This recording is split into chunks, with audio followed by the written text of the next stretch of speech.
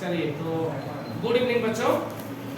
आज जिस टॉपिक के बारे में पढ़ने वाले हम लोग वो है हमारे क्लास 12 के फिजिक्स का एक अलग ही चैप्टर है ना।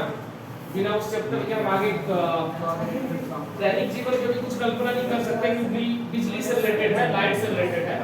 यानी कि इस चैप्टर का नाम है एसी, है ना। अब देखिए आज आप लोग एसी में नहीं बैठे हैं फिर भी आपको थोड़ी ठंडी महसूस होगी क्योंकि एसी आज से शुरू हो जाएगा। तो एसी का मतलब है अल्टरनेटिंग करंट। आज हम लोग अल्टरनेटिंग करंट पढ़ने वाले हैं। तो सबसे पहले समझते हैं कि अल्टरनेटिंग करंट होता क्या है ना। हमको पढ़ना क्यों जरूरी है इसको। लास्ट क्लास में आपको थोड़ा सा तो समझ में आ गया होगा जब हम एसी जनरेटर के बारे में थोड़ा सा पढ़ रहे थे। लास्ट उस वहां पे एक इक्वेशन निकला था, अगर आपको याद होगा, E बराबर E not sine omega T. याद है क्या? और cos ओमेगा टी। हाँ, समटाइम साइन ओमेगा टी और समटाइम cos ओमेगा टी सब चल सकता है, लेकिन यहाँ पे जो इक्वेशन आया था इस फॉर्म में और मैक्सिमम इंड्यूस ईएमएफ की जो वैल्यू आई थी NBA ओमेगा इतना आया। याद है क्या? ये लास्ट क्लास की बात है ना। क्लियर है? देखिए अरे छोड़ो टेढ़ा के सही है ना। जॉनसन बेबी के प्रोडक्ट में वैसे मैं सुना हूं केस हो गया है ना। तो जॉनसन बेबी के प्रोडक्ट में थोड़ी सी कुछ खामी आ गई थी। मैं तो यूज करती हूं। हाँ सर मैं तो उन्हीं को यूज करती हूं। अभी भी करती हूँ, जॉनसन बेबी लगाती हूँ।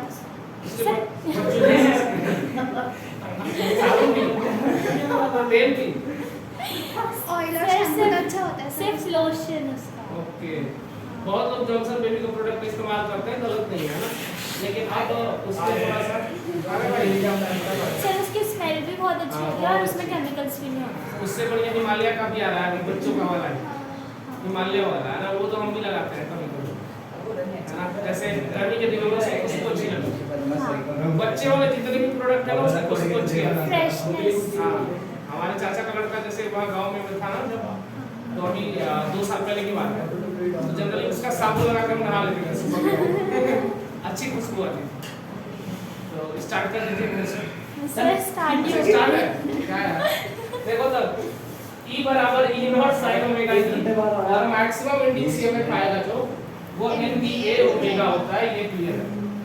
अब ध्यान से देखो, पीछे बैठ के बात मत करो इधर भाई, बातचीत नहीं। नया चैप्टर स्टार्ट हो रहा है आज, बिल्कुल बात नहीं ना। देखो अल्टरनेटिंग करंट का मतलब होता है क्या, पहले ये समझ लो। बताओ अल्टरनेटिंग करंट क्या होता है? AC current. हाँ, तो क्या होता क्या है? जो घरों में आता है, जो घरों में आता है वो एसी करंट है। अरे कैसे डिफाइन करोगे एसी करंट को? अल्टरनेट नाम है। आपकी भी क्लास कभी अल्टरनेट चलती होगी, एक दिन रहता है तो अगले दिन नहीं रहता। तो करंट भी वैसा ही है, कम ज्यादा ऐसा है। मतलब इसका ये है अल्टरनेट का मतलब कि मैग्नीट्यूड इसका कंटिन्यूअसली चेंज होगा। मैग्नीट्यूड, जिस भी करंट का मैग्नीट्यूड कंटिन्यूअसली चेंज होगा उसको अल्टरनेटिंग करंट कहेंगे। ठीक है। डायरेक्शन जनरली पीरियोडिकली चेंज होता है, यानी एक पीरियड के बाद डायरेक्शन भी चेंज हो जाता है। क्लियर है? तो क्या लिखोगे डेफिनेशन में? करंट क्या लिखोगी? बोलो। करंट है ना,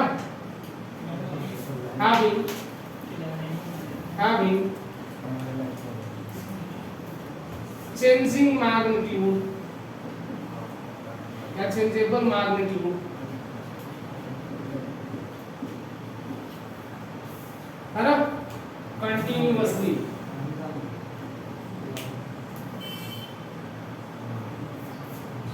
ठीक है। But direction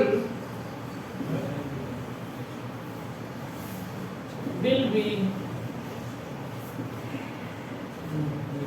periodically. क्लियर है क्या?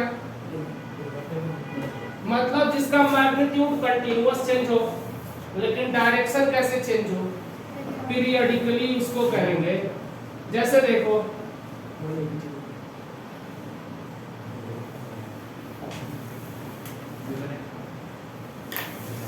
देखो यहां से शुरू हुआ, यहां आके फिर खत्म हुआ।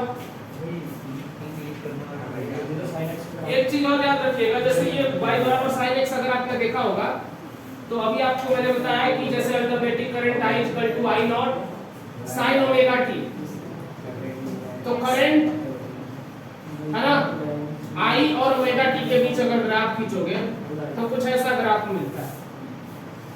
और जैसे ये मान लो पाई बाई 2 पाई ऐसे ही रहता है, pi by 2 pi 3 pi by 2 2 पाई, है ना। अगर मान लो मैं ऐसे कह रहा हूं, दूसरा तरीका हो सकता है कि हम इसको हटा दें, ये पाई बाई 2 तो सीधे ये क्या हो जाएगा, फिर पाई हो जाएगा, है ना। यानी इससे ये पता चलेगा कि पीरियड एक पाई है। बातचीत नहीं भाई, पढ़ लो थोड़ा देर यार, ठीक है, घर पढ़ लोगे, थोड़ा पढ़ लो, है ना। देखो करंट और ओमेगा टी के बीच जो ग्राफ खींचेंगे वो इस तरह का थोड़ा सा दिखेगा ग्राफ। इसमें मैग्नीट्यूड हर पॉइंट का, यहाँ पर देखो मैग्नीट्यूड चेंज हो रहा है कि नहीं, यहाँ देखो थोड़ा अलग हो गया, यहाँ कुछ अलग हो गया, यहाँ कुछ और अलग हो गया। एक चीज अगर आपने पढ़ी होगी, अगर आपने काइनेमेटिक्स थोड़ा बहुत अच्छे से पढ़ा होगा तो वहां पे जनरली कोई भी कर्व हम बनाते हैं सिंपल ना, कोई सा कैसा भी curve, initial point instantaneous value या एवरेज वैल्यू हमसे पूछा जाता है कि कहीं भी बताओ, तो हम क्या करते हैं कि यहाँ से कोशिश करते हैं हम एक लाइन खींचने की जो इसके टॉप मोस्ट पॉइंट को टच करे। तो ये ऐसे दो लाइन हो सकते हैं, यानी कि इस पॉइंट पर दो मैक्सिमम कहें या कहें कि दो इंस्टेंटेनियस वैल्यू हो सकती है और दो ही एवरेज वैल्यू हो सकती है। क्लियर है? क्योंकि देखो इंस्टेंटेनियस वैल्यू क्या होती है, इंस्टेंट पे, और एवरेज होता है कि वो जो डिस्प्लेसमेंट वेक्टर जो डायरेक्शन बताता है। तो ये चीज यहाँ पे भी लागू होता है। हम जो कहना चाह रहे हैं उसका मतलब ये है कि जैसे हमने इसका ग्राफ खींचा तो वो साइनोसॉइडल नेचर का है। देखिए डायरेक्शन कब चेंज हो रहा है, एक पीरियड के बाद फिर से वही काम कर रहा है। यहाँ से यहाँ तक जैसे यहाँ से चलना शुरू किया, पॉजिटिव भाग और देन नेगेटिव भाग, ये कंप्लीट पीरियड हो गया, फिर यहाँ से काम शुरू हो जाता है वापस से। क्लियर है? तो मतलब ये है कि ये जो भी है करंट, उसका नेचर है कि उसका मैग्नीट्यूड हमेशा चेंज हो रहा है लेकिन डायरेक्शन जो है वो पीरियड वाइज चेंज हो रहा है। क्लियर है क्या? चलिए अब कहेंगे कि डायरेक्ट करंट में क्या डिफरेंस है, डायरेक्ट करंट क्या होता है। देखिए हम लोग पढ़ने की कोशिश कर रहे हैं कि करंट दो तरह का होता है। हम लोग क्या पढ़ने की कोशिश कर रहे हैं, करंट कहे या वोल्टेज कहे, दो नेचर का होता है, एक अल्टरनेटिंग दूसरा डायरेक्ट। तो डायरेक्ट में क्या होगा, सिंगल डायरेक्शन में उसका मैग्नीट्यूड वेरी करेगा, मतलब उसका मैग्नीट्यूड फिक्स रहेगा और उसका डायरेक्शनल भी क्या होगा, यूनिडायरेक्शनल होगा। मतलब having fixed direction, है ना, having fixed magnitude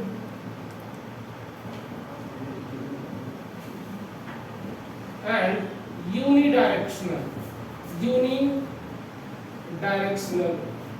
क्लियर है क्या? एक तो इसका मैग्नीट्यूड फिक्स्ड होगा और ऊपर से ये यूनिडायरेक्शनल होगा, डीसी करंट। अल्टरनेटिंग करंट जिसका मैग्नीट्यूड भी कंटीन्यूअस चेंज हो और डायरेक्शन पीरियोडिकली चेंज हो, है ना।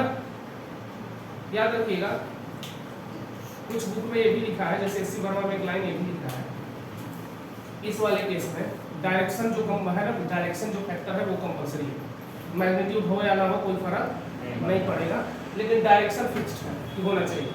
मतलब एक पीरियड के बाद डायरेक्शन चेंज हो जाना चाहिए, मैग्नीट्यूड ना हो रहा हो कोई फर्क नहीं पड़ेगा। सर्कुलर मोशन पे चलते हो जैसे, हाँ भाई समझ में आया, मतलब डायरेक्शन पीरियडिकली फिक्स्ड, देखो आ जाएगा समझ। यहाँ से चल रहा हूँ, चलो पॉजिटिव भाग चले, नेगेटिव हाफ चले, यहाँ कंप्लीट एक टाइम पीरियड हो गया क्योंकि अच्छा तो कंप्लीट टाइम पीरियड का मतलब क्या है, जब तक कि दोबारा से वही रास्ता रिपीट ना हो जाए, जहां से स्टार्ट होता है नया रास्ता, मतलब समझ लो कि वो कंप्लीट तुम्हारा पीरियड हो गया, या एक कंप्लीट साइकिल। तो कंप्लीट साइकिल पूरा कैसे होगा, पॉजिटिव हाफ और नेगेटिव हाफ। तो ये कंप्लीट साइकिल को तुम कह दी कि एक पीरियड तुम कंप्लीट कर ली, तो एक पीरियड के बाद देखो ना फिर से डायरेक्शन चेंज हो रहा है कि नहीं, बोलो।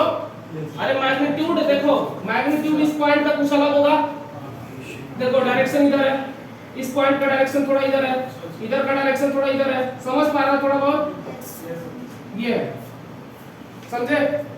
तो मैग्नीट्यूड तो चेंज हो ही रहा है, पॉइंट का अलग अलग है, डायरेक्शन भी साथ में वेरी कर रहा है, क्लियर है। लेकिन मैं कहना चाह रहा था कि डायरेक्शन इंपॉर्टेंट फैक्टर है, मैग्नीट्यूड नहीं। मे और मे नॉट भी मैग्नीट्यूड होगा लेकिन डायरेक्शन कंपलसरी है, क्लियर है क्या। चलिए ये खाली इंट्रोडक्शन था, असली कहानी अब शुरू होगी, ठीक है। ये सिद्धांत जनरली इलेक्ट्रोमैग्नेटिक इंडक्शन में ही आ गया था, हम बस खाली एक फॉर्मेलिटी करने के लिए अब समझ रहे हैं कि आगे चीजें क्या होती हैं, नहीं तो ये बात सबसे पहले अल्टरनेटिव नहीं इलेक्ट्रोमैग्नेटिक इंडक्शन में ही आ गई थी, जब हम एसी जनरेटर पढ़ रहे थे।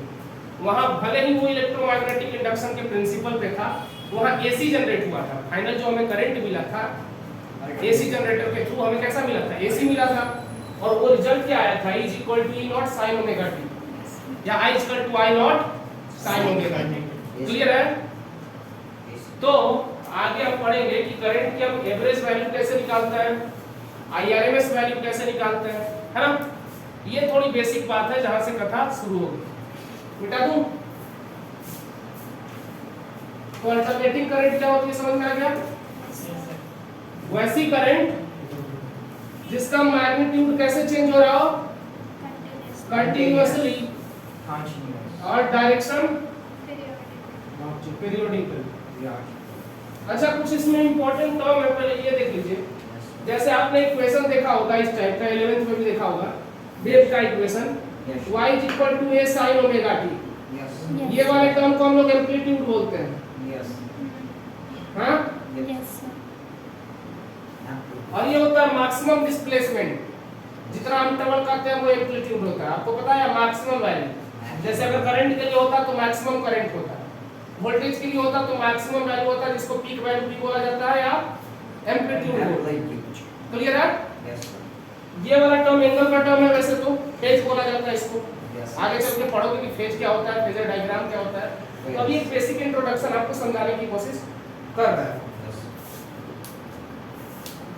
वैसे तो सिर्फ साइनोसॉइडल, किसी साइनोसॉइडल फंक्शन का ही हमें एवरेज या आरएमएस वैल्यू नहीं पढ़ना है, हमें बहुत सारी चीजों का पढ़ना है, लेकिन जनरली हमारे सिलेबस में हमें साइनोसॉइडल नेचर वाले इक्वेशन की वैल्यू कैलकुलेट करने के लिए दी जाती है, या तो उसकी एवरेज वैल्यू या तो उसकी आरएमएस वैल्यू, क्लियर है। पहले समझते हैं हम, जैसे मान लो हमारा एसी इक्वेशन है E = E0 sin omega t, है ना। इसको हम लोग क्या कहते हैं बताओ, वोल्टेज इक्वेशन कहते हैं या ईएमएफ इक्वेशन कहते हैं ना, बोलो। अरे यही तो बताया था लास्ट टाइम। अब करंट का भी लिखना हो तो I = क्या करोगे, दोनों साइड रेजिस्टेंस से डिवाइड कर दो, V/RI होता है, तो मिल जाएगा I = I0 sin omega t। इसको क्या बोलोगे, करंट इक्वेशन बोलोगे, है ना। देखो इसमें क्या क्या टर्म्स आपको जानने, एक तो एम्पलीट्यूड है,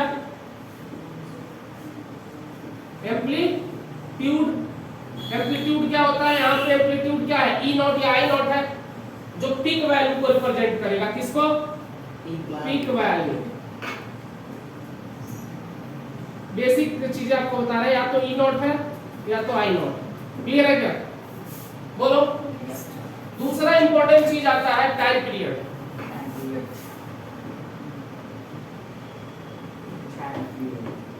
ये इंडिया का एक्सेंट है, हम कभी गए नहीं होंगे। चलो तो टाइम पीरियड क्या होता है, बोलो। अरे टाइम पीरियड क्या होता है, अरे कंप्लीट ऑसिलेशन में जो टाइम लगता है, या एक टाइम लगता है? Time taken complete one cycle, यानी टाइम टेकन, अमेरिका वाले भाई का एक्सेंट में ही लिख लेता है, time taken to complete one cycle. अब इंडियन एक्सेंट मैच हो रहा है इंडिया में।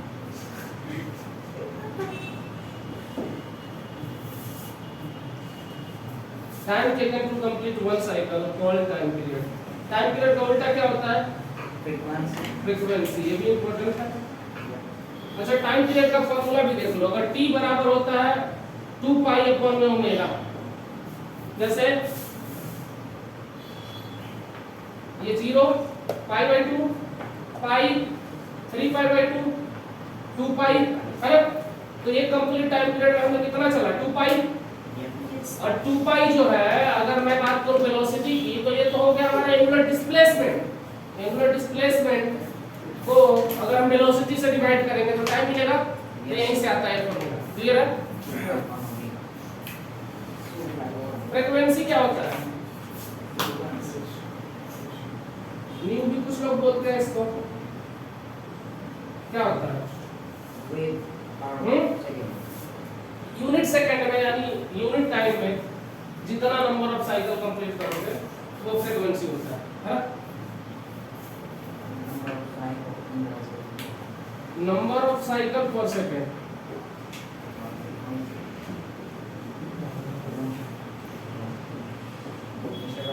नंबर ऑफ साइकिल पर सेकंड को क्या कहते हैं? फ्रीक्वेंसी कहते हैं। क्लियर है? तो फ्रीक्वेंसी बराबर क्या हो जाएगा बताओ? 1 अपॉन में t बराबर ओमेगा अपॉन में 2 पाई। ये भी लाइन याद रखो।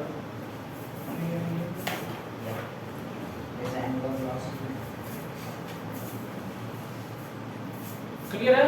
कोई समस्या परेशानी?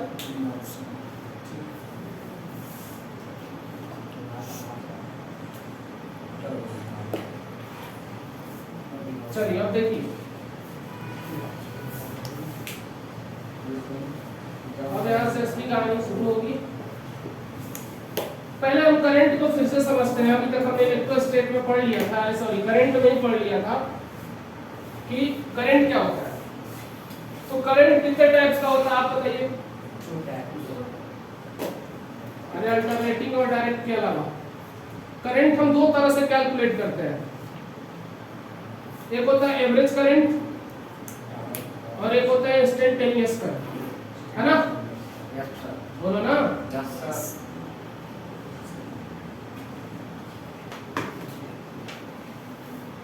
इतना खतरनाक लिख रहे हैं हम कि हम ही नहीं समझ रहे। चलो, एक है इंस्टेंटेनियस, दूसरा है एवरेज। एवरेज क्या होता है आपको पता है? आई एवरेज क्या लिखते हैं? टोटल चार्ज अपॉन में टोटल टाइम, है ना? या नेट चार्ज अपॉन में टोटल टाइम टेकन, वो हमें एवरेज वैल्यू देता है। क्लियर है क्या? या इसको चाहो तो Q2 Q1 अपॉन में T2 T1 भी लिख सकते हो। इंस्टेंटेनियस करंट कैसे निकालते हो? I इंस्टेंटेनियस बराबर dq अपॉन में dt, है ना? एट इंस्टेंट टाइम या किसी एक फिक्स्ड टाइम पे जो हम करंट की वैल्यू कैलकुलेट करेंगे वो इंस्टेंटेनियस वैल्यू कहलाती है। क्लियर है क्या? तो एवरेज को हम सबसे पहले समझते हैं कि जनरली हम एवरेज ही हमारे सबसे कम का है ना? तो देखिएगा ध्यान से,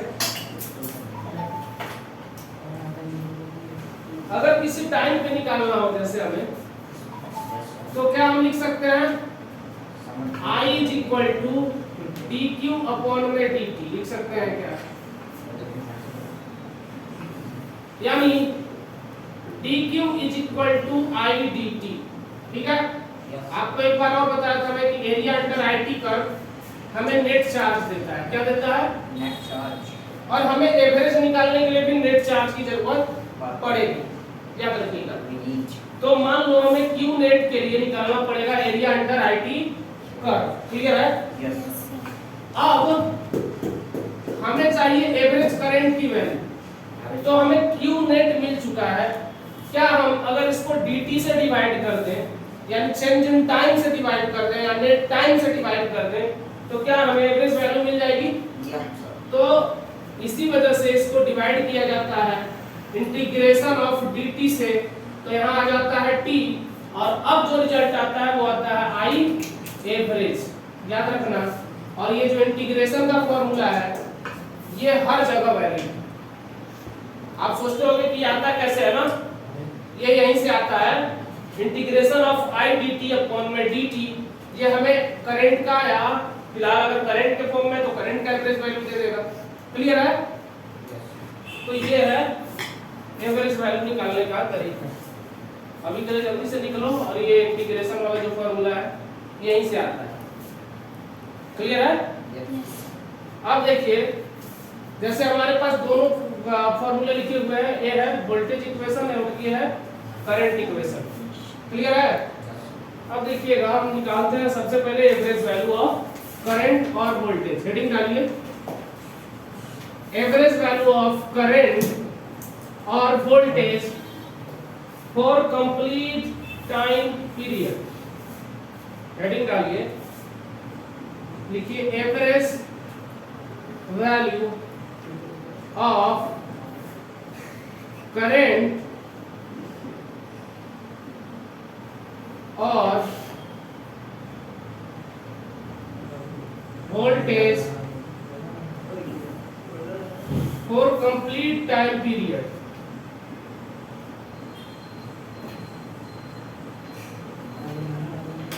क्या होगा भाई?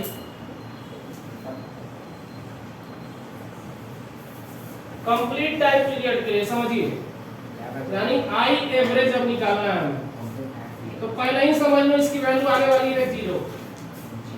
कंप्लीट टाइम पीरियड के लिए जो वैल्यू आने वाली है वो 0। सबसे पहले आई एवरेज के लिए हम जो फॉर्मूला लिखेंगे, क्या लिखेंगे? आई dt अपॉन में dt। अब इंटीग्रेशन कर रहे हैं तो कुछ ना कुछ लिमिट होगा। कंप्लीट टाइम पीरियड में कहां से कहां तक जाते हैं?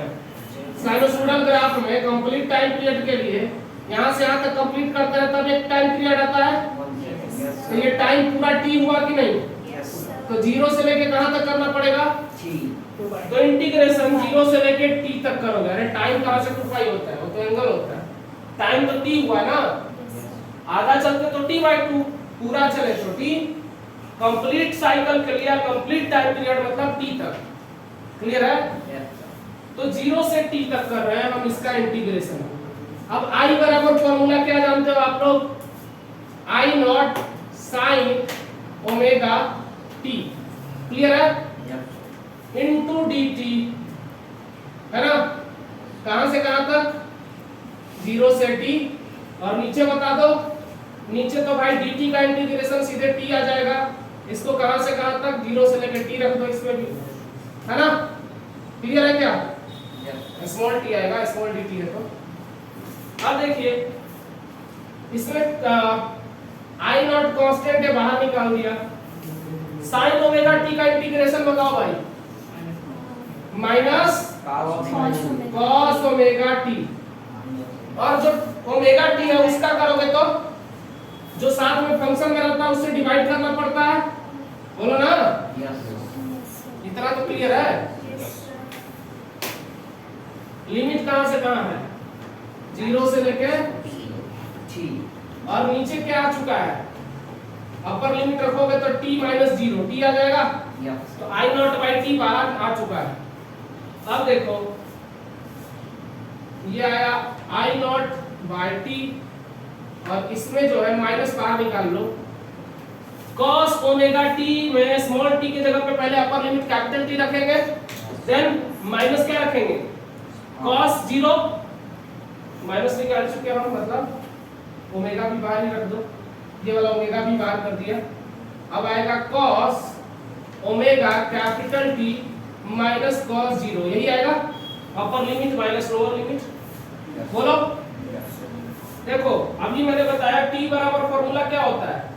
2 पाई अपॉन में ओमेगा होता है क्या?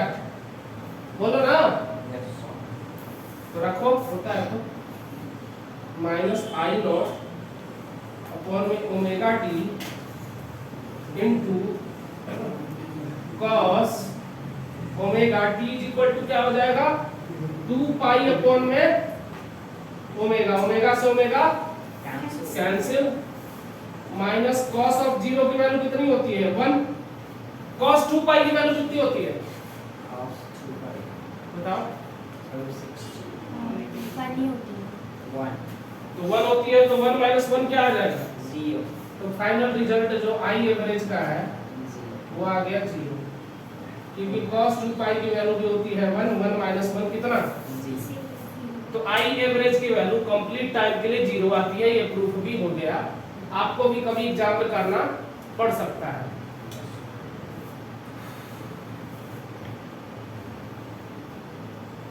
तो याद रखिएगा आई एवरेज या बी एवरेज, अगर आई एवरेज निकल गया तो सिमिलर बी एवरेज भी इसी तरह आएगा। तो बी एवरेज भी कितना हो जाएगा बताओ, बी एवरेज भी हो जाएगा 0 फॉर कंप्लीट टाइम पीरियड के लिए। किसके लिए, कंप्लीट साइकिल के लिए।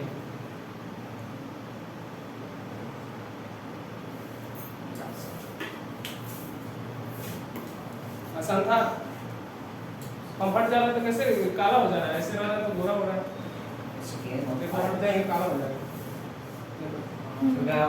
सब आपके फेस पे फोकस कर रहा है। Just focusing your face. तो दोनों फोन दोनों से है हैं फोन दोनों से है कौन सा सेम मिटा दूं, मिटा दूं जल्दी करिए। याद रखिएगा ये एवरेज निकालने का तरीका है, इसी तरह से एवरेज निकालते हैं। और ये इंटीग्रेशन वाला फॉर्मूला आपके बुक वाला नहीं है कि पहले y आइडेंटिटी रखें फिर उसको चेंज करें फिर निकालें, और पुराना मेथडोलॉजी मिटा दूं। देखिए फुल टाइम के लिए बस पूछेगा तो आपको याद रखना है, आपसे जनरली हाफ टाइम के लिए पूछा जाता है और वो रिजल्टेड बहुत इंपॉर्टेंट है।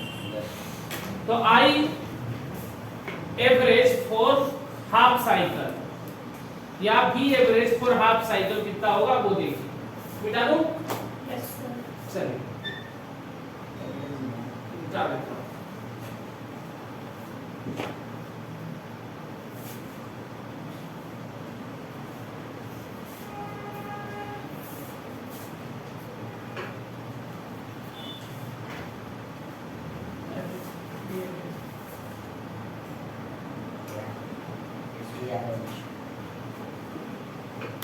हेडिंग डालिए, लिखिए आई और V average for half cycle, I average और V average for half cycle, है ना। साइकिल जानते हैं आप लोग, यस वो वाला नहीं। तो हाफ साइकिल के लिए कैसे निकालेंगे, कोई चक्कर नहीं, हमारा फॉर्मूला पहले से तैयार है। क्या करना है, integration of I D T upon integration of D T. उस बार 0 से t ले रहे थे, इस बार 0 से t/2 लेंगे, इस बार भी 0 से t/2 लेंगे। क्लियर है क्या, बोलो ना। देखो I बराबर फॉर्मूला क्या होता है, I not sine omega t। Clear है क्या, 0 से t/2 dt, और नीचे भी इंटीग्रेशन dt का करोगे तो क्या आएगा, t 0 से लेके t/2। क्लियर है। अगला लाइन बताओ, I नॉट कांस्टेंट है, बाहर निकाल दो। देखो ये रखोगे अपर लिमिट क्या आएगा, t/2 माइनस 0, तो t/2 आ जाएगा, 2 उछल के ऊपर चला जाएगा, बोलो। तो 2i नॉट हो गया, हमने इसमें रख दिया लिमिट, मतलब इसको मैं यही रख दे रहा हूं, t/2 माइनस 0 इसको लिख सकता हूं कि नहीं, बोलो। तो यहाँ से t/2 आएगा तो t नीचे रहेगा, इसका 2 ऊपर चला जाएगा। i नॉट को हमने पहले से कॉमन ले लिया, ऊपर वाला इंटीग्रेशन रख गया। sin ओमेगा t का इंटीग्रेशन वापस से बोलो, माइनस cos ओमेगा t होगा क्या, बोलो बोलो ना, अपॉन में ओमेगा 0 से t/2। बोलो, कोई समस्या, देखते रहिएगा। वहां के बाद आगे आइए 2i0 अपॉन में t माइनस आगे निकाल दो। यहां देखना, ध्यान नहीं दे रहा तुम लोग, देखो अपर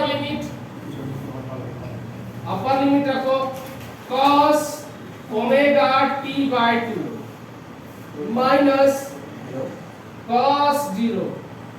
अरे क्या हो गया, आलो आलो कर रहे हो प्लस cos 0 इसमें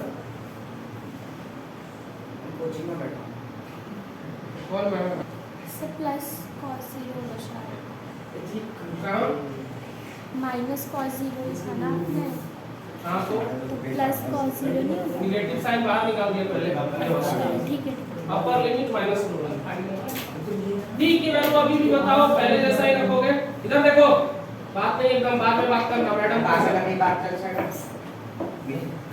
अभी किसी की बात नहीं होगी, अभी खाली क्वेश्चन की बात होगी। माइनस 2i0 अपॉन में ओमेगा इनटू टी, टी की जगह पे यहीं से रख दो 2 पाई अपॉन में ओमेगा।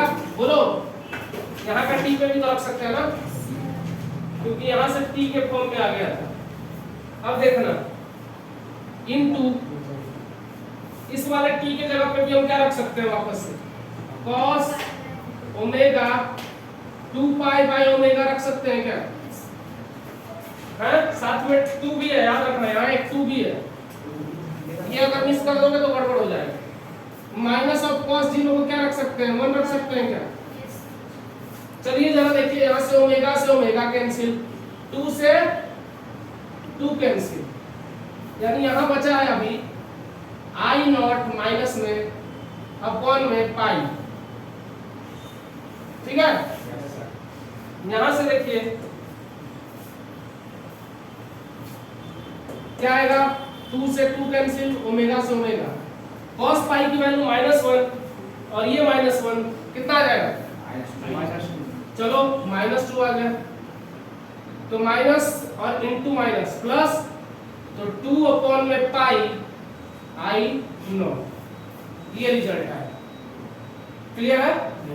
यानी आई एवरेज की वैल्यू जो आ गई वो आ गया 2 अपॉन में पाई i0, इसी को कहते हैं 0.637 i0, क्योंकि 2 बाई पाई की वैल्यू होती है 0.637।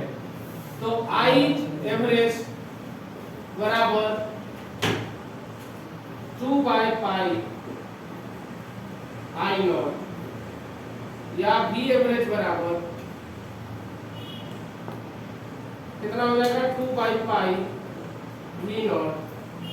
ये जो है 4 इसके लिए है हाफ साइकिल।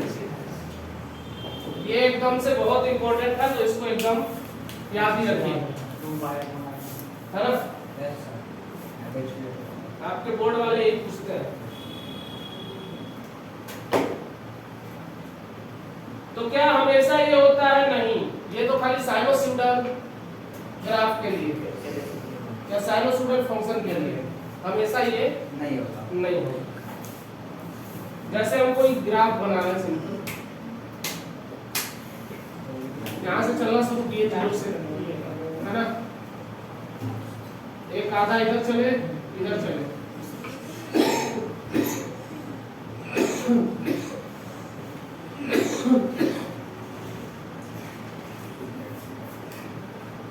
एक ऊपर एक नीचे, क्या हो जाएगा? एक कंप्लीट साइकिल कंप्लीट। मतलब याद रखना, मैक्सिमम या मिनिमम कभी भी पूछे तो एक कंप्लीट साइकिल में एक बार मैक्सिमम और एक बार मिनिमम, 2 मैक्सिमम वैल्यू हमें मिलता है। पीक वैल्यू की अगर कभी भी बात करें तो एक कंप्लीट साइकिल में 2 बार पीक वैल्यू मिलता है। 0.637।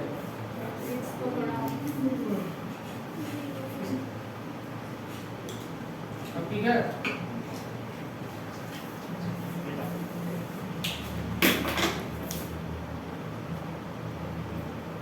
अब आरएमएस वैल्यू कैसे निकालते हैं ये देख लीजिए ध्यान से।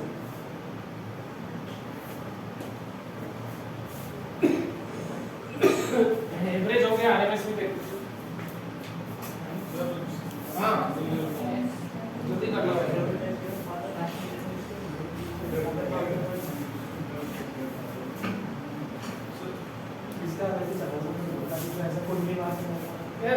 उसको वीडियो तो भेज दो यार मेरा वो पूरा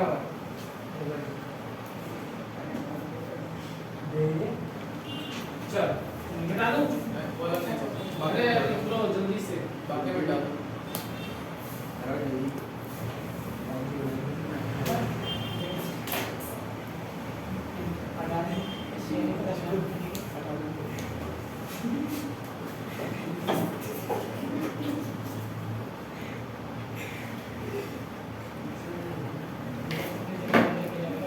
ओके 2/5 याद रखो चलो आरएमएस कैसे निकालते हैं आई आरएमएस या वी आरएमएस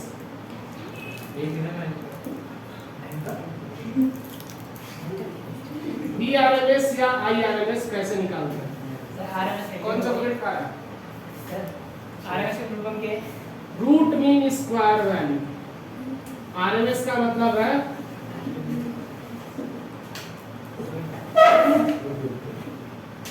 मीन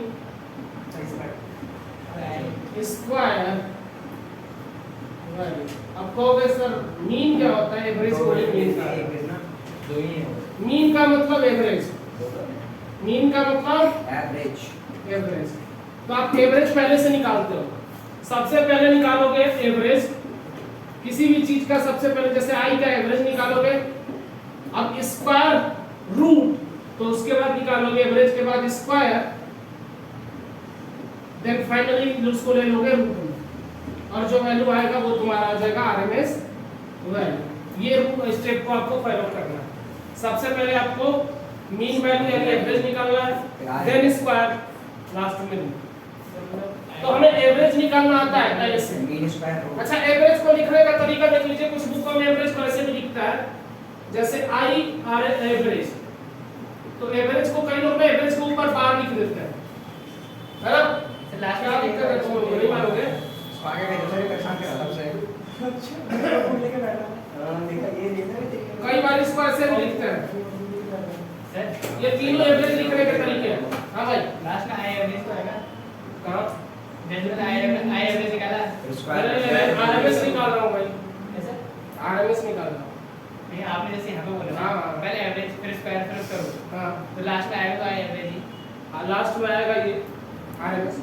आरएमएस का मतलब क्या है रूट मीन स्क्वायर वैल्यू तो सबसे पहले हमने इसका एवरेज लिया एवरेज का स्क्वायर करेंगे फिर उसको रूट में ले लेंगे बात तो वही है ना नहीं वही तो नहीं समझ रहे हो बात वही तो नहीं है ना देखो कैसे नहीं नहीं है वो बात तो बिल्कुल नहीं है जैसे तुम समझ रहे हो कौन सी बात है एक कंप्लीट के लिए देखो ना भाई यार सुनो तो वापस में तुम सारी बातें कर लो है ना देखो ये एक कंप्लीट साइकिल के लिए जैसे तुमने निकाला एवरेज निकाल दिया चलो तुम्हारा बात मान लेंगे यस सर एवरेज निकाल लिया लेकिन जैसे ही तुम अगली बार इसका स्क्वायर करोगे ना भाई तो स्क्वायर का मतलब निगेटिव भी पॉजिटिव में बदल जाता है तो ये जो तुम इसको माला जब रहता है नेगेटिव तो ये बदल गया पॉजिटिव में कहानी बदल जाएगी पूरा कहानी बदल जाएगा समझे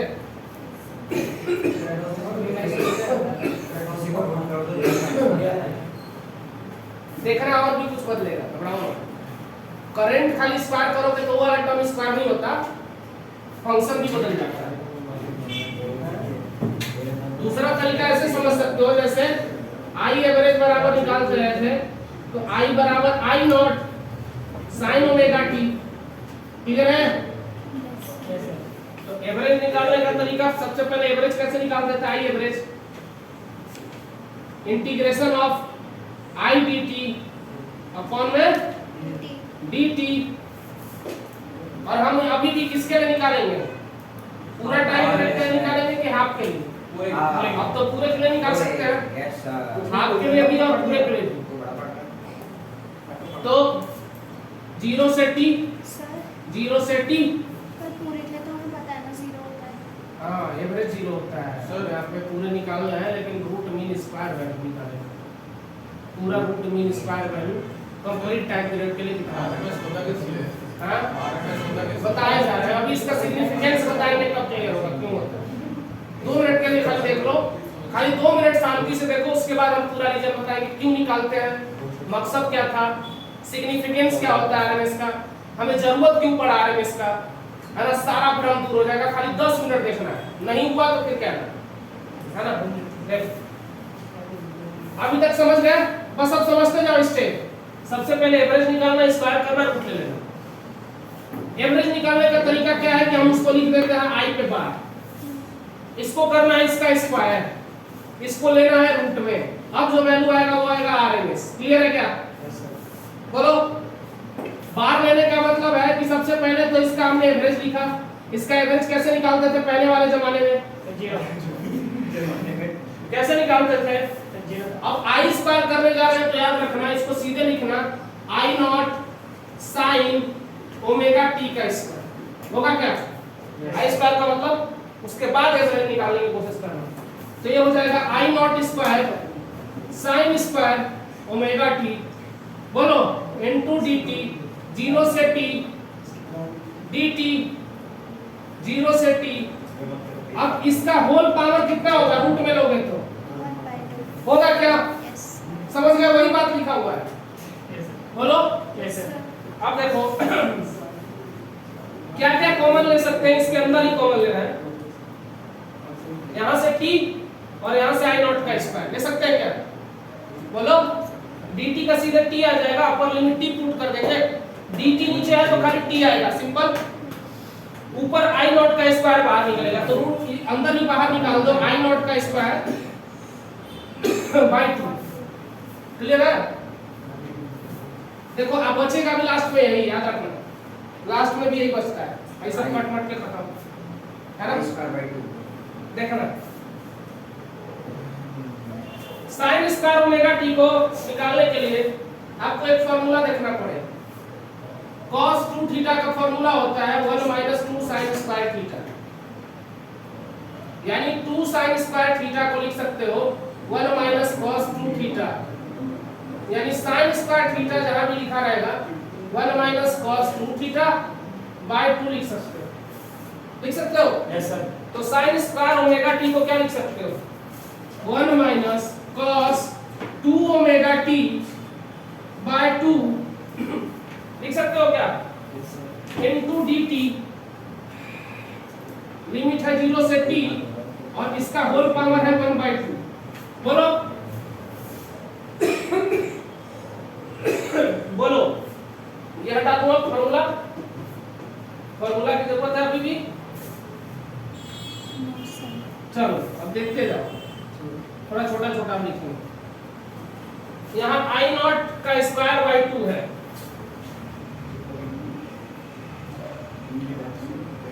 ये देखना जरा 1/2 का अगर dt के साथ इंटीग्रेशन करोगे तो क्या आ जाएगा? बोलो, t आएगा, यानी ब्रैकेट में आएगा t/2, है ना, यही आएगा ना। और माइनस cos थीटा का इंटीग्रेशन sin थीटा होता है क्या?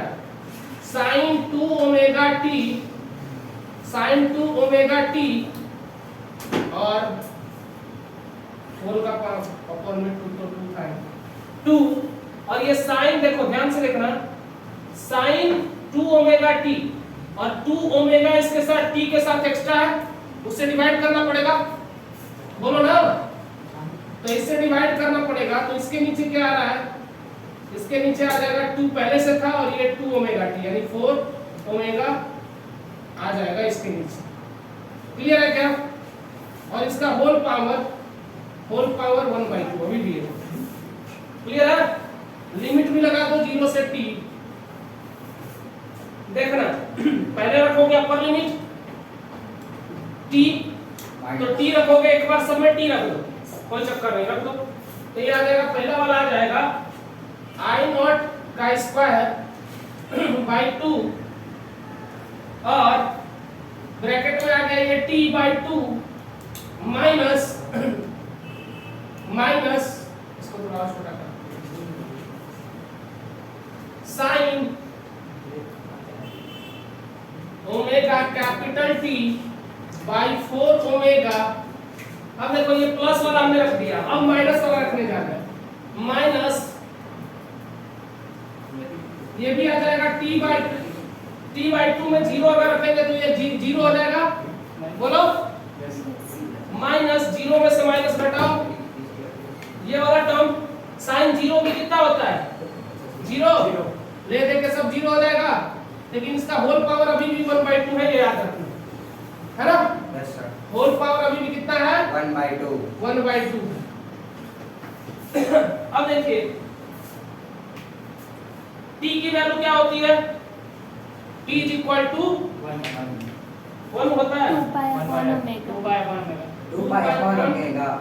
ये होता है, क्लियर है।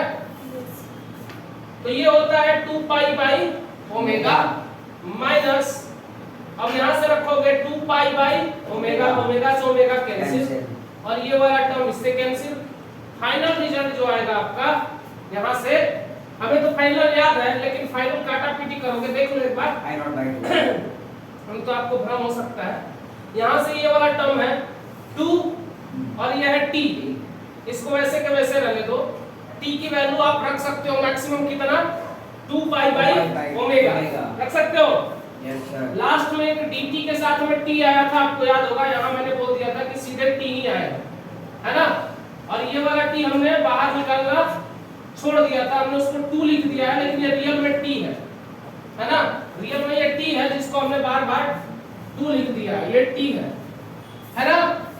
तो यहाँ पर भी क्या है, ये t है, क्लियर है। Yes sir. तो ये t है, इसको भूलिएगा मत। तो t से t कैंसिल हो जाता है, ये वाला टर्म देखिए आप जैसे ही t रखेंगे ना, तो देखिए t = 2π/ओमेगा, ओमेगा से ओमेगा कैंसिल, sin 2π n π 0 होता है, कितना भी पाई रहे, तो ये वाला टर्म ओवरऑल 0 आएगा, और ये t से t कैंसिल, I0/2 रिजल्ट आएगा, यानी I0 का पावर 1/2 अगर करेंगे, यानी I0 का स्क्वायर बाय 2 का पावर 1/2 I/RMS हमको देगा। I/RMS यहाँ से निकलेगा I0/2। क्लियर है क्या? Yes sir. बोलिए। Yes sir. तो फाइनल रिजल्ट यहाँ से I/RMS हमारा आ गया, I/RMS बराबर I0/2। V/RMS लिखते तो भी यही आता, V0/2। ये आता है RMS वैल्यू हमारा इतना, समझिए। अगर 1/√2 की वैल्यू निकालते तो आता 0.707 I0 I अगर बराबर लिखते तो, और अगर V/RMS लिखते तो 0.707 V0, या क्योंकि 1/√2 की वैल्यू 0.707 होता है, क्लियर है। जल्दी से लिख लो, फिर इसका सिग्निफिकेंस बताते हैं कि इसको क्यों पढ़ते हैं। याद रखना, कभी भी करंट या वोल्टेज के टर्म में, एक लाइन सुन लो, स्टेटमेंट सुन लो, कभी भी किसी सर्किट के लिए किसी प्रॉब्लम में अगर आपको स्पेशली अल्टरनेटिंग करंट के प्रॉब्लम में अगर उसने सिर्फ वोल्टेज का जिक्र किया, कुछ भी नहीं कह रहा उसके बारे में, मतलब वो आपसे आरएमएस वैल्यू की डिमांड कर रहा है। आरएमएस वैल्यू जिंदगी में याद रखना, अभी थोड़ी देर में और क्लियर हो जाएगा कि आरएमएस का सिग्निफिकेंस क्या है ना।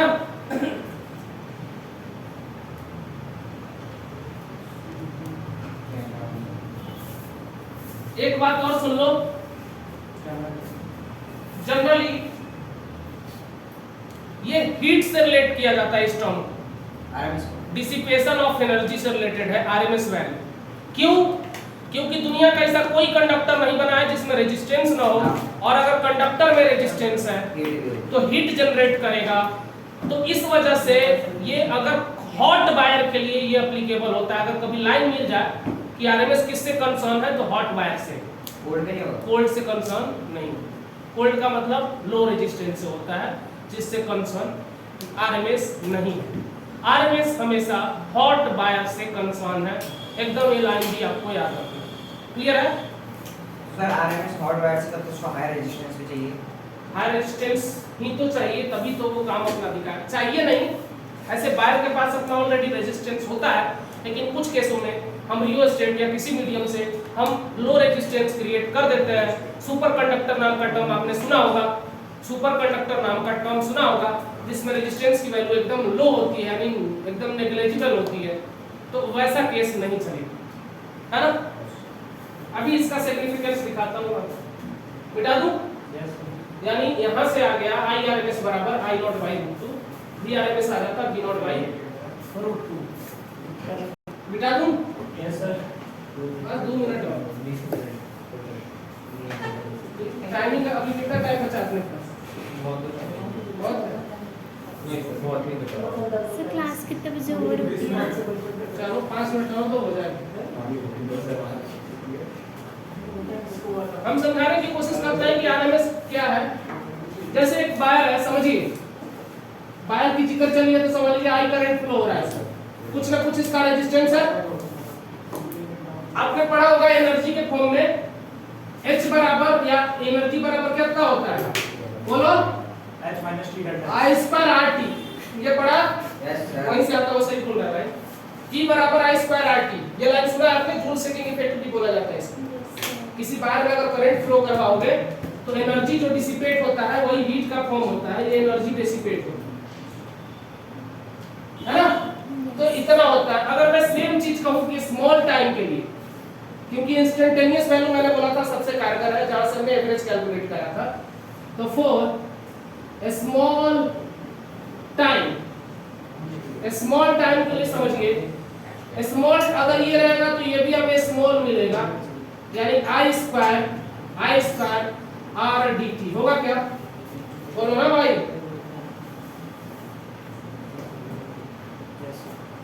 Show small change। है ना? Yes sir। ये देखो ध्यान से, पहली बात ये जो वैल्यू हम पुट करते हैं ना वो एवरेज होता है, ये रेजिस्टेंस फैक्टर है और ये है एवरेज का स्क्वायर।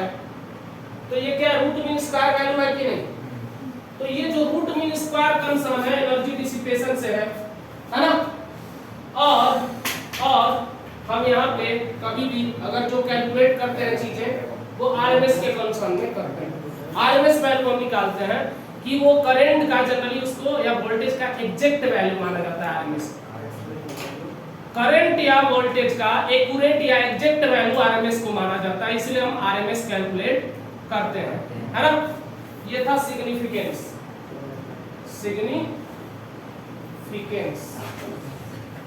क्लियर है?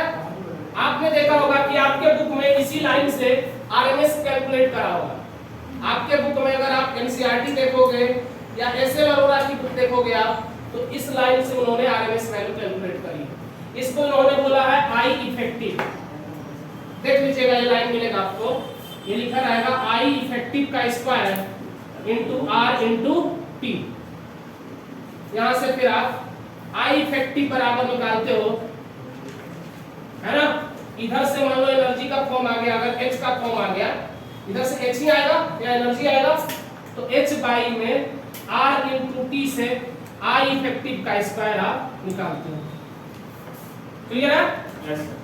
तो इस फॉर्मूले से आपको बताया गया है, लेकिन इसका ये सिग्निफिकेंस है, ना कि ये प्रूफ कर सकते हो, ना कि आप प्रूफ करो इस मेथड से, है ना? हमें जो एक सिंपल मेथड आता है हर जगह एप्लीकेबल है, उसी से करें। क्लियर है ये? चलिए, तो आज की कथा यही संपन्न होती है। Thank you so much, good night. Sir आगे डाल दीजिए। या